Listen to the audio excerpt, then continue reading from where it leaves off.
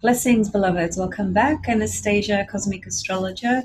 Welcome back to those of you that do follow my channel, and welcome to any new members or followers. Today's presentation is on the new moon in Scorpio. It's actually quite a powerful new moon, to say the least. There is a lot of promise for the obvious transformation, being the sign Scorpio. But before we go into that, I'd like to just add some context to help us simulate the process of what's been going on over the last few weeks with regards to the new moon and the full moon that occurred just in the last few weeks. So we had the new moon in Libra towards the end of the month of September, so that wasn't too long ago. And that new moon in Libra, as most of you are aware, was conjunct Isis. So I've done a whole presentation on that. I don't need to unpack that, but it is important to bring it into the context, because what we've been working with the last few weeks is the world of relationships and how we participate in these relationships, what we have discovered about ourselves in relation to the relationships we have. And in addition to that, with the conjunction to Isis, there was the opportunity for us to actually reclaim lost aspects of our own self, as it were. Now, that was a very powerful new moon, actually, and for me personally, I had tremendous breakthrough during that time, actually. In fact, probably one of the most profound breakthroughs of my life, I could say. That's how powerful it was. And then a couple of weeks later, which was just a couple of weeks ago, we had the full moon in Aries, which was square Pluto. And that was an incredibly powerful full moon that really brought to light our own sense of identity in the process of what we had been discovering relating to relationships. So the whole energy the last few weeks has been about self and other, and our space in terms of relationships, where we stand within that, who we are within that, and as I said, components of ourself that we may have needed to recover through the sheer fact of projecting components of ourself, which is a very natural function, natural process of our psychological makeup to do, because that's what the seventh house in the birth chart, Libra, correlates to. It's what we project onto other people, which are really elements and aspects of ourself, but they are so out of our consciousness. So the way we learn how to tap into that is through recognizing it in another, and then seeing a quality, for example, in another person, and identifying that as something we need for ourselves, right? This is how we come to attract the people that we do in our lives. That's one way, and that's one example. So everything that's been going on these levels the last few weeks, which has been enhanced by the direction of Pluto going direct early in this month, and Saturn going direct middle of last month, and Jupiter is direct as well. So we have quite a few planets direct at the moment, so the energy is accelerated, if you like. And however, we have Uranus retrograde. Now, Uranus is a key component, key player into this new moon in Scorpio. It's very, very powerful, actually. There's a lot that we can do with this new moon. Now, as we know, a new moon is always represented by the sun and the moon being aligned together in the heavens, therefore in the same sign. And a new moon, without a doubt, is always a reflection of, or correlates to, a new beginning that we wish to embark on. Now, that can be very simple things such as new intentions. That can be bigger things that correlate to areas of our life that we've been actually working on for some time. Now, I see this new moon as a true reflection of the soul's intentions and desires in its evolutionary path, where it stands at present and where it wishes to move forward into. A lot of this is not conscious. It won't be, because for a start, a new moon it's a seed that you plant into a pot plant, and you may have feelings or ideas or desires around what you wish that to be, but you can't actually see what it is just yet. The promise of the flowering of that energy is there, but you can't actually see what it's going to be. So with the new moon, it's always the case that we can't see the complete picture, which is why the full moon comes along and shows us the complete picture. So this new moon is taking us into that next step in relation to what we've been working on in the last few weeks regarding the world of relationships. Now, some people's relationships have ended, in the last few weeks with these very significant new moon and full moon that has stirred up a lot of things for people. Now, often the end of a relationship is quite a painful period. It's generally not a happy experience and process. But in any relationship that we have, the healthiest relationship is one that is always evolving. If one person or both people stop evolving in the relationship, then it becomes a relationship that obviously becomes stagnant and holds the evolutionary process back for either one or both people. So that's not ideal. That's not the healthiest relationship, which then gets tied into the codependency factors and the control factors and the manipulation, so on and so forth. So a lot of people have had quite a few issues on the arena of relationships. I know that because people have shared their stories with me. And those that haven't had issues in relationships because maybe they're not in a personal, intimate relationship, then this process the last few weeks has been a discovery, if you like, of one's own self in terms of what their idea of relationships are and how they relate, how they share, what they seek in relationships and so forth. So it's been quite a profound opening, unfolding process around those issues, those matters, which is so crucial and so central to life, because our life is predominantly a series of relationships, first and foremost the one starting off with ourselves, and ultimately beyond that, actually the relationship we have with divinity, with the divine, with God, source, creation to all things.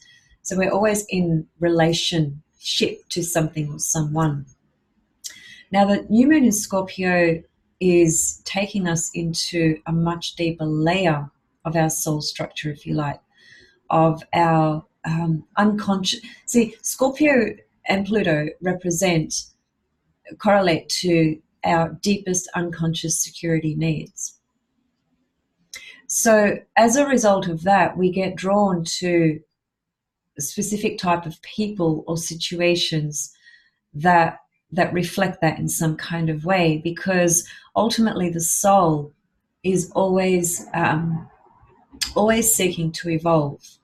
The personality is not necessarily up for that. The personality is, it's very important, obviously, to have a personality, a very important experience in our life that enables us to shape things, to form things, to create things, to express ourselves and so forth.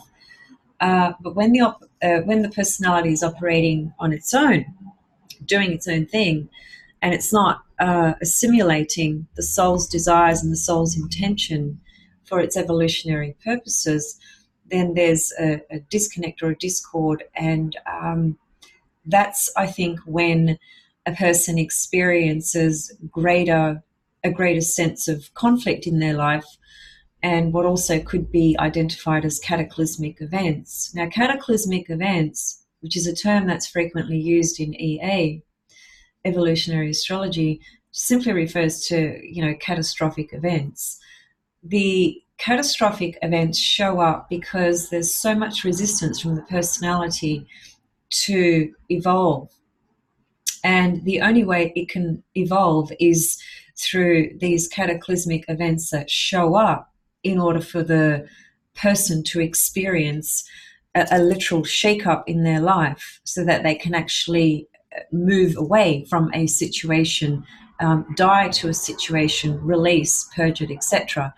Unfortunately, that's just how it happens. Transformation and metamorphosis, as I've frequently said before, it doesn't come wrapped up in a bunch of flowers and, box of chocolates. It's a really intensified process and experience, and more so when we have resistance to it. Most people do have resistance to it because the nature of the ego and the personality and the physicality of this three-dimensional space-time reality that we exist in is very much that of safety, security, comfort, what's familiar, what's known. Now, the Scorpio new moon is incredibly powerful because it takes us into those deeper dimensions and layers and structures to our soul that speaks to the deepest resistances we may have. But also, Scorpio correlates to what we may, let me just frame this correctly for you. It is where we wish to grow, where we experience the most intense limitations, and simultaneously where we experience the transformation. So it's the seeing. With Scorpio, when we see things through the lens of Scorpio, the analysis that can come forth, which creates a greater sense of awareness, is not the normal vision of things. It's an X-ray vision, so it's penetrating very deep into our own psyche, into our own soul structure, and the desires that we have from a soul level in order to evolve and transform and progress forward. So the soul has both limitations and the ability to transform them as well. And it is through the Scorpio archetype where we meet these limitations and where we have the desire to want to transform them, at least from the soul level. So this is what the Scorpio new moon takes us into. It takes us into this territory where we can actually see through an X-ray vision what lies dormant, which includes talents and gifts, by the way, because the Scorpio archetype, the eighth house, and Pluto all correlate to what's hidden. And what's hidden obviously includes unconscious limitations that we may have, but in addition to that, unconscious talents and gifts that we may have as well that just haven't been activated or accessed. And with this new moon, we can set the intentions forward in order to unlock and activate these deeper components that hold the resistances, the limitations, and or talents or gifts that we are ready to now activate. And a lot of this activation can actually come through what's called the Kundalini energy. The Kundalini energy correlates to the eighth house, to the Scorpio archetype, and to Mars as well, and of course Pluto. It's the sexual energy that normally filters down and gets sort of pressed down through our chakra system, right? And when we are working with the desire to want to activate our Kundalini energy, which means working with the sexual energy in a way that would be considered other than the normal sexual exchange for procreation or pleasure, it's a very distinctive, focused point of energy, where when we are working with that on that very intense focused level, we raise the sexual energy and start to bring it upwards, right? So it flows in an upward direction as opposed to a downward direction. So this is something to consider if you are one who is interested in exploring the understanding or concept of Kundalini energy. If you're one who, practices a lot of different meditations and so forth, this is a very powerful time to connect to the experience of working with your Kundalini energy. One very important thing about the Kundalini energy is that it's not something that we can control. It needs to be experienced through the body, but it's not something that can be controlled. That's the best way I can put it. I've had some recent inquiries about this particular subject from certain people, and this is another reason why I'm bringing it into this new moon video, because it's just perfect for Scorpio archetype, Scorpio vibration, new moon Scorpio, working in that very deep alchemical way with Kundalini energy. What's the point of raising your Kundalini energy? What's the point of working with that? The point is that it raises your consciousness.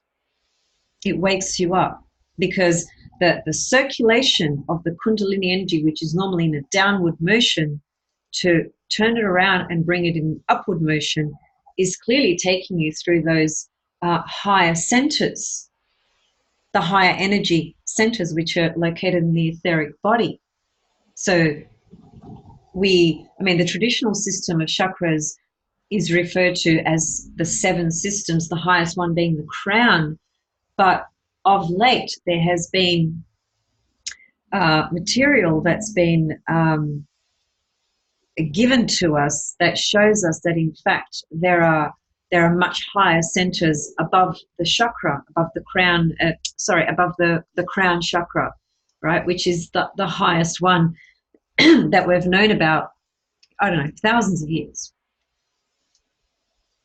So back to what I was saying, the Kundalini energy, when it's reversed and raised in an upward motion, it enables us to activate and access higher levels of consciousness, which would do what? It would wake us up, it would enable us to access to higher levels of truth, to connect to our soul's intentions, purposes, our soul's evolution, desires, from a much more elevated state, a much more conscious, heightened state that holds information, you could say, that normally is just not accessed on our everyday, day-to-day conscious awareness. This is what this new moon in Scorpio can pretty much activate if we are up for that, if we are, working in our life through these particular streams. Also, the new moon is ruled by Pluto, which, Pluto correlates to the soul. And in esoteric astrology, Pluto correlates to Ray 1, which is the highest willpower. At the highest, most conscious level, it's the willpower of the divine filtering through, activating our own highest will. It's the will force, right? But at a at a pure stream, it's the higher will, not for its own selfish purposes and intentions. It's the highest will aligning with the will of the divine. So very powerful energy contained in this new moon. Exoterically ruled by Pluto, which correlates to the soul. Esoterically, correlates to Ray 1, which is about activating the highest will. And Scorpio, the archetype Scorpio in esoteric astrology correlates to Ray number 4. Ray number 4 is the experience of harmony through conflict, which is interesting to me because then I guess that fits in with the experience of transformation, transmutation, purging, which is what this new moon's about. And so we can't experience a sense of harmony, if you like, or wholeness if we don't face the conflicts, the internal conflicts, which are connected to the limitations that have been set into motion over many, many lifetimes, not just this lifetime. So the Scorpio archetype always takes us into that territory and that zone that correlates to all our limitations. Now, just want to recap in my mind. Just bear with me while I just have a look at something.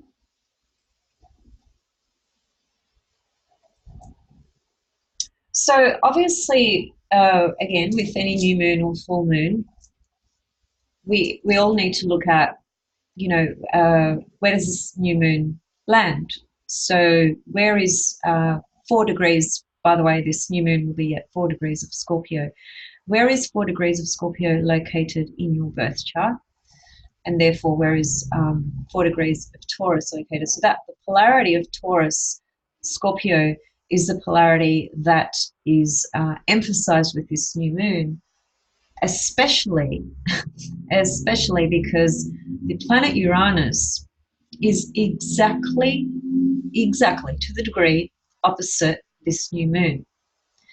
Now, this is a very interesting opposition because the Scorpio component is the one that can take us into deeper processes, deeper experiences, deeper confronting of our own personal limitations. But because Scorpio is a water sign, it's an incredibly intense feeling sign. All you Scorpios out there, you all know this, right? Or moon in Scorpio people. The feelings can be so intense, it brings up compulsion and obsession as well. So at a level where we are not bringing awareness into this vibration, we can become totally obsessed with our feelings about a particular situation or person, for instance. And we can just get lost in that intensity of those feelings, which is what Scorpio can do quite easily. It's because it's so intense. Remember the story, it's a little story that's been around forever and ever about the frog and the scorpion. And for those of you that haven't heard it, here it is in summary. So you have a scorpion and a frog, and the frog wants to get from A to B, and in order to get there, it has to cross this path that's just all murky and muddy and just a path that is very difficult for the frog to navigate on his own. So he sees a scorpion there, and he asks the scorpion if he could piggyback him over to the other side. And the scorpion says, yes, I can do that for you. So the frog gets onto the scorpion, and they're is making his way over. And about halfway through, he turns around and the scorpion, and he stings the frog. So the frog basically dies. But before he dies, he looks up at the scorpion and he says, I thought you were going to take me across. Why did you do this? And the scorpion said, because I felt like it. That story has stayed with, I've known that story for over 25 years, and it has stayed with me forever. It's such a powerful um, metaphor to describe the intensity of feeling of the Scorpio archetype and how it is motivated and driven by its feelings. And I mention this story because this new moon is in Scorpio. And as I said, if we don't bring awareness into what we are essentially beginning in this new cycle of this new moon, beginning, but the beginning takes us into the deeper dwellings of our soul, right?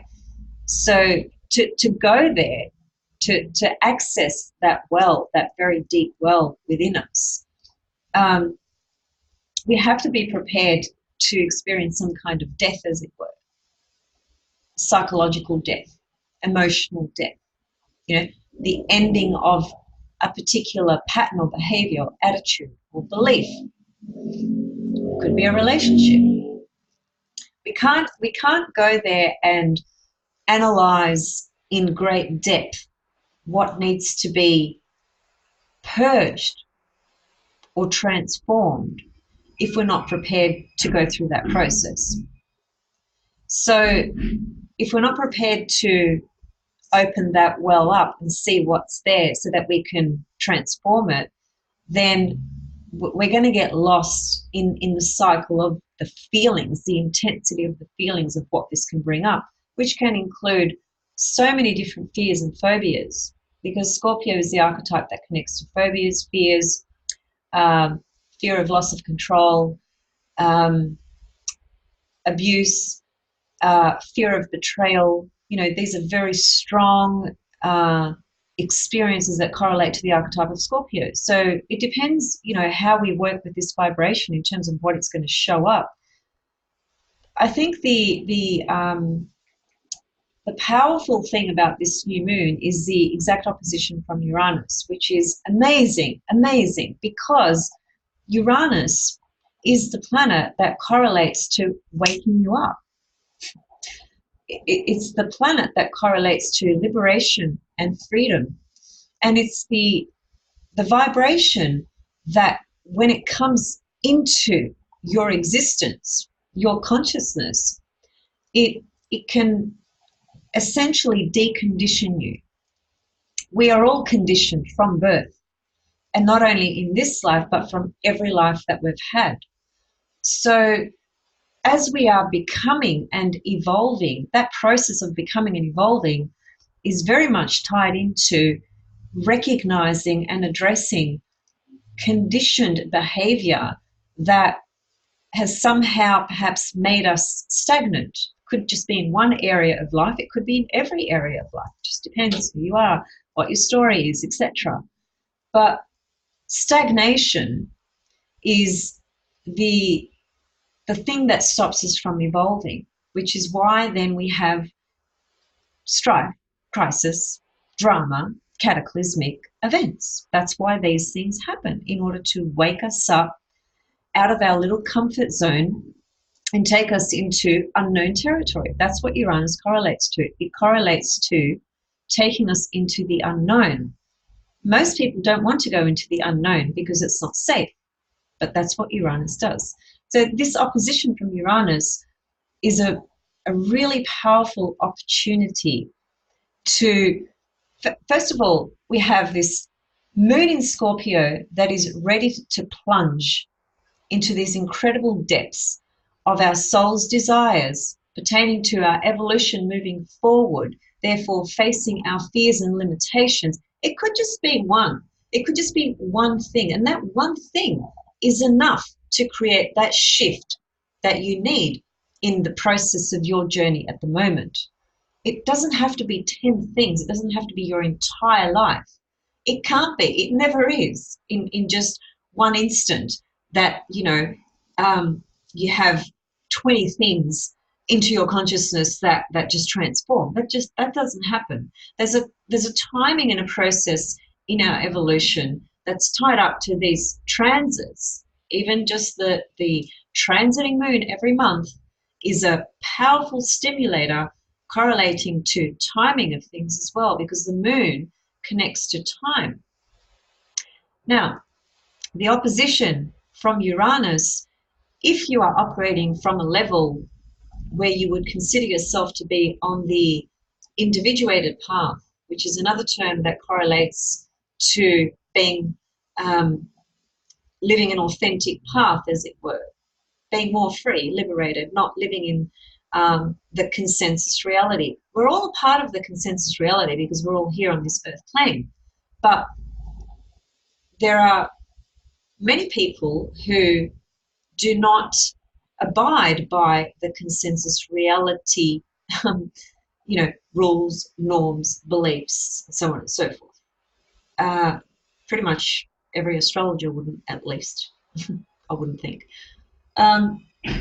So, if you're on that, and if you're watching this video, you are likely not to be one of those people that lives in the consensus reality state. And that's not a judgment for those that are.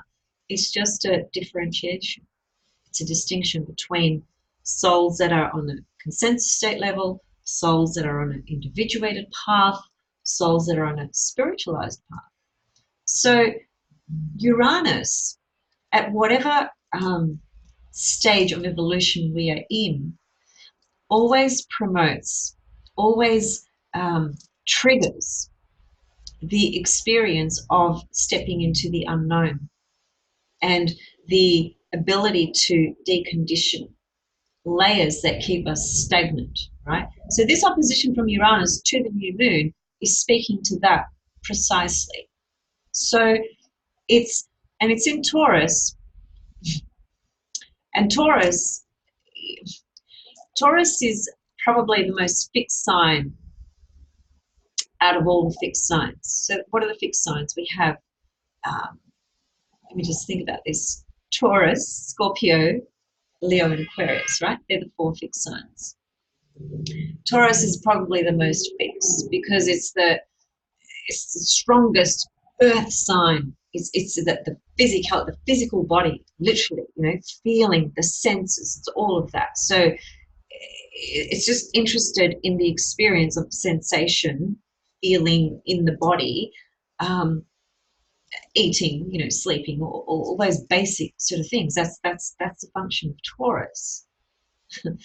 So Taurus, in other words, is beautiful from the point of view of helping us to remain grounded when we're facing this intense opposition from the Scorpio energy, which can lead us to being, as I said before, perhaps maybe really obsessed about a person or a situation or something that we're feeling strongly about something.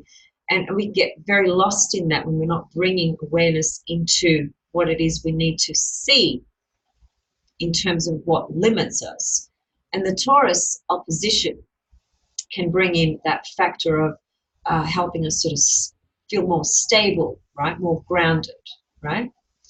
But Taurus as well can be the archetype that it's the most difficult to shift. It does not want to move until it's ready. And that can take eons. I'm exaggerating a little bit just to emphasize how stuck the vibration of Taurus can be. But fortunately for us, we have Uranus traveling through the sign of Taurus, which is really waking us up through the archetype of Taurus and how that pertains to our own life and what that reflects in our life. Obviously, that one level is it reflects the basic Taurian structures, which is survival, self-reliance, internal value system that we each hold, right? And so much more. But, and I've just lost my focus. Let me just try and align it back. Yes. So on the one hand, it connects us to all those things, but then on the other hand, it's also about seeing, well, where is Taurus contained in your birth chart, right? Because then that Taurus archetype is speaking very strongly through that particular area of your life. For example, Taurus for myself is a contained sign in my birth chart. So it's kind of hidden. Taurus, Scorpio, kind of hidden in my chart, actually, which is interesting. So yes, on the one hand, it's about understanding the basic, energy of what Taurus correlates to, which is an expression within our own selves. The whole entire zodiac exists within us, from head to toe. Head is Aries, Pisces is the feet, right? So the zodiac starts at Aries, the head, and it completes where the feet are, which is not a coincidence. That the map of the body and the map of the zodiac has a very clear what appears to be beginning and ending, Aries, Pisces. So Taurus is expressed in a particular way in our own consciousness. And then to further add to that, it's also expressed in a particular way through wherever it is in our birth chart. These are important points because when you are looking at this new moon, you are looking at the polarity of Scorpio and Taurus and what that's highlighting in your birth chart, because this new moon, as I said, is exactly opposite Uranus. So it's going to be an experience where it can be one that will bring experiences of sudden awakening, sudden flashes of insight. Intuition is highly activated during this time because Uranus correlates to intuition. It correlates to our right brain, which is intuition. Liberation, freedom from the known, deconditioning. But it also correlates to trauma as well. So if you are a person who works quite deeply with these new moons, full moons, and other things that may be going on in your life, birth chart at the moment, I guess what could I say about that? I guess I would suggest that because Uranus can speak to trauma, trauma is an experience that gets woken up through Uranus transits. And the experience of trauma is one that can lie quite dormant in our right brain, memory body, long-term memory body, and our emotional body as well.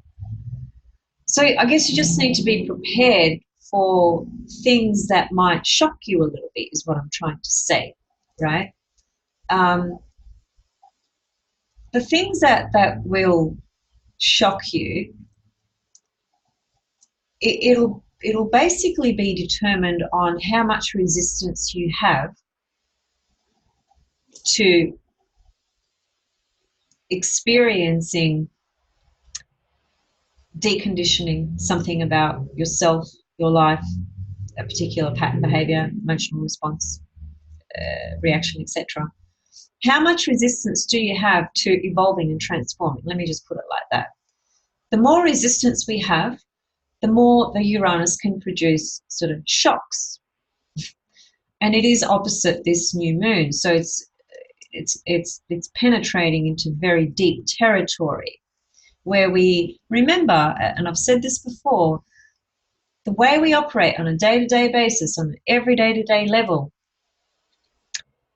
we think we are controlling our day, our life, our plans, etc., our responses and reactions to everything that we encounter.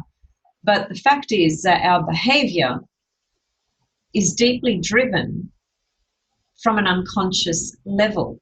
So when we're talking about a new moon in Scorpio, we're going into very deep unconscious territory where our deepest unconscious security needs are, and where we are facing these very deep limitations. So it's an incredible new moon for waking something up within you that you are ready for, and obviously for transforming to that next stage that you are ready for as well at this point in your life.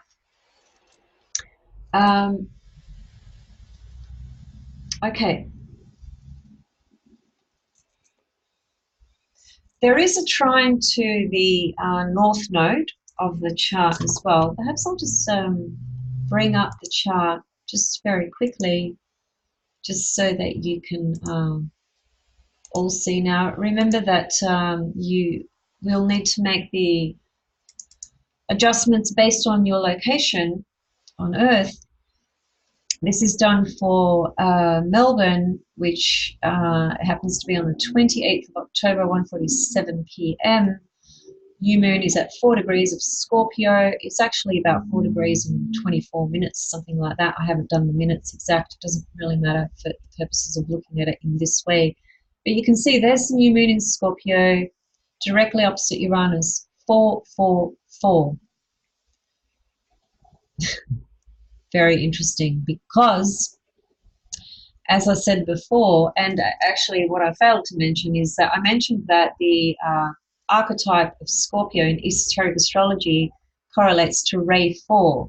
There are 7 rays in esoteric astrology. Ray 4 is one of them. Ray 4 represents harmony through conflict. It's the ray of artists as well, by the way, very artistic energy.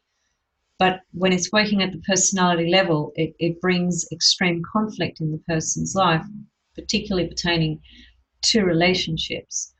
Now, it's not only Scorpio that correlates to Ray 4, it's actually Taurus as well. So Taurus and Scorpio both correlate to Ray 4. And here we have the Sun, the Moon, and Uranus all at 4 degrees. So read into that what you will.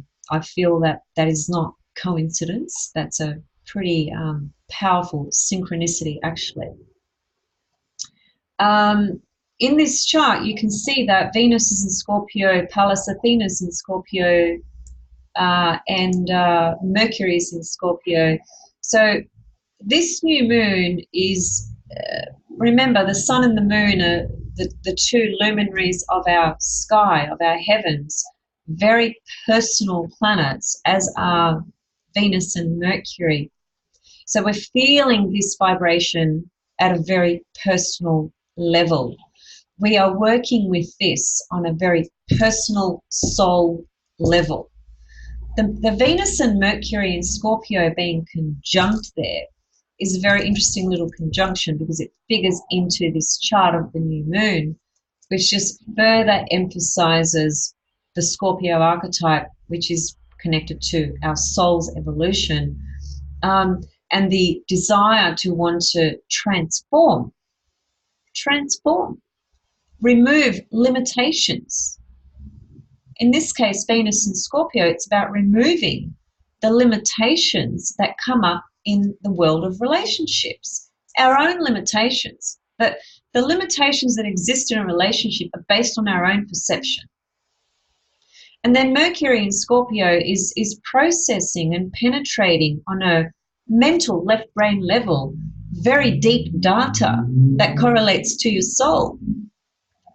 And Mercury goes retrograde just a couple of days after this new moon. So he's at that shadow period, isn't he, where he's getting ready to do his little turn and take us backwards, inwards, in, under, and deeper into data that exists within our own soul structure. So a very powerful new moon chart. Now the trine, as I was going to say, there's a trine to the north node in Cancer. You can see the north node in Cancer down here. It's about 6 degrees, 5.5 degrees or thereabouts, distant to the sun and the moon. Now, I think this is a very important message with this new moon chart being trine the north node, because on a collective level, the north node in Cancer has been taking us into our emotional body. I might just step out of that. So you saw the chart. That's what it looks like, and obviously you can draw it up yourself as well. The North Node in Cancer has been taking us into, as I said, our emotional body. Cancer correlates to our emotional body.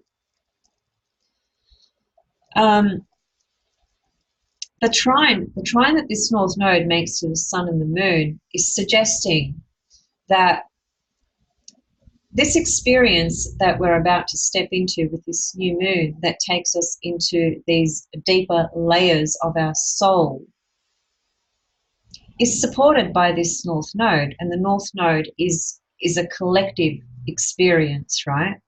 In terms of, how can I put it? In terms of what we are currently experiencing as a collective unit pertaining to all of us getting more in touch with our emotional body, our emotions, right? Because there's just been way too much Capricorn, way too much of the Capricorn archetype on that personality external level, which is when that Capricorn energy takes over at a personality level, it's at the cost of the soul life, the inner life. And then there's this incredible imbalance that we experience of, you know, I've accomplished so much out there. I'm so successful on how I look on paper from an external level, but I feel so empty inside, so disconnected from my soul. I can almost hear my soul screaming, trying to get me back in.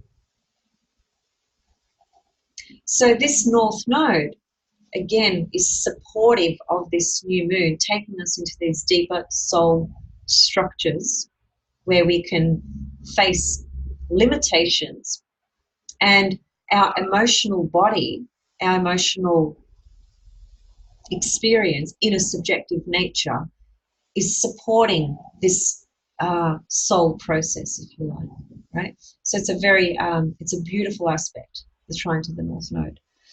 Let me just see if I've left anything out, because I've pretty much covered what I wanted to cover.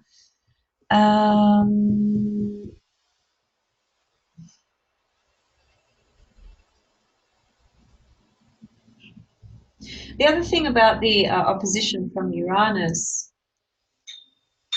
which I kind of said this, but not in with this word. The word that I really would have liked to have added before is the opposition from Uranus can create objective awareness. It can help us objectify this reality of the Scorpio soul structure energy, the deeper, deeper, deeper layers. It can help us objectify that so that we can see it objectively, clearly. It's an opposition. Uranus is opposite this new moon. So the objectivity and clarity that can come through this Uranus vibration can be incredibly powerful for your own awakening. Those of you that are walking the path of ascension, exploring that, this can be a very powerful process for that as well. It can be a very powerful process for Kundalini work, as I mentioned at the very beginning. And just within your own self, what you are ready to wake up to. Because at the end of the day, nothing remains the same. No thing. Everything is moving and changing, always, and always will be. And clearly that includes our own self and our journey as we walk through this life. So I'll leave it there, and hopefully you are able to take something away from my presentation today. And just one other thing, as I've just got a couple of notes here, and I haven't looked at them really till just a moment ago when I just looked, and I've just seen something else that is important to frame as well. The new moon in Scorpio very much correlates to choices, the choices that you make, The choices that you make during this new moon hold great power, hold great weight in power for your evolution. Now, evolution, again, look, it's almost it's inconceivable from our left brain processing, because evolution, when you think about it, it's infinite, really. It doesn't really have a starting and an end point, as our left brain likes to have this sort of linear process on things, and put sort of frames and labels on life experiences in general. Evolution is outside of all of that, way outside all of that. So at the end of the day, the only certainty really is evolution. That is that shines through the divine process to all things, all things. And as we continue to grow and evolve and develop, we come to understand more about this, more about our own nature, our own soul nature, our own soul's intentions, desires, and so forth. We're not ready to learn everything in just one go. That's just ridiculous. It just doesn't happen. So we are ready at any given moment where these transits reflect the timing of this moment, let's say, where you are ready for some shift to occur. And look, the shift that you're ready for is going to be very different to the shift that Joe's ready for. It's not about looking at that and saying, well, my shifts are bigger and I'm more evolved and blah blah blah. That's just such ego bullshit. If you're truly evolved, you wouldn't even think like that. You'd have more compassion for those that appear to be struggling more on that consensus sort of reality basis level. So, guys, I think I'll leave it there today.